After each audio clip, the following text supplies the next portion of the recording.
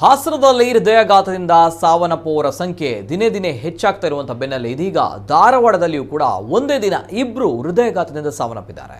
ಧಾರವಾಡದ ಯಮನೂರ ಗ್ರಾಮದ ನಿವಾಸಿ 45 ವರ್ಷದ ಫಕೀರಪ್ಪ ಮಲ್ಲಪ್ಪ ಬಣಗಾರ, ನವಲಗುಂದ ಪಟ್ಟಣದ ನಿವಾಸಿ 44 ವರ್ಷದ ಮುತ್ತುಪ್ಪ ಶಂಕರಪ್ಪ ಪೂಜಾರ ಸಾವನ್ನಪ್ಪಿದವರು ಎಂದು ಗುರುತಿಸಲಾಗಿದೆ.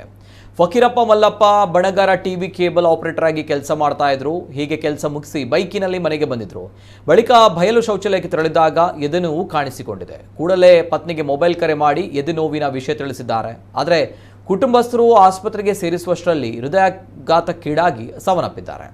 ಇನ್ನು ಶಂಕರಪ್ಪ ಪೂಜಾರ ಹಿಟ್ಟಿನ ಗಿರಣಿ ವ್ಯಾಪಾರ ಮಾಡಿಸ್ತಾ ಇದ್ರು. ಮನೆಗೆ ಬಂದು ಊಟ ಮಾಡಿ ಬಳಿಕ ಸ್ವಲ್ಪ ಹೊತ್ತು ಪತ್ನಿ ಮಕ್ಕಳ ಜೊತೆ ಮಾತನಾಡಿದ್ರು. ರಾತ್ರಿ 11 ಗಂಟೆ ಸುಮಾರಿಗೆ ಮಲಗಿದ ಅವರು ಬೆಳಗ್ಗೆ 5:30 ಗಂಟೆಗೆ ಅವರ ಪತ್ನಿ ಬಂದು ಎಬ್ಬಿಸಿದಾಗ ಏಳಲಿಲ್ಲ. ಗಾಬರಿಗೊಂಡು ಪದೇ ಪದೇ ಎಬ್ಬಿಸಲು ಕುಟುಂಬದ ಸದಸ್ಯರು ಮುಂದಾದಾಗ ಅವರು ಹೃದಯಾಘಾತದಿಂದ ಮೃತಪಟ್ಟಿರುವುದು ಗೊತ್ತಾಗಿದೆ.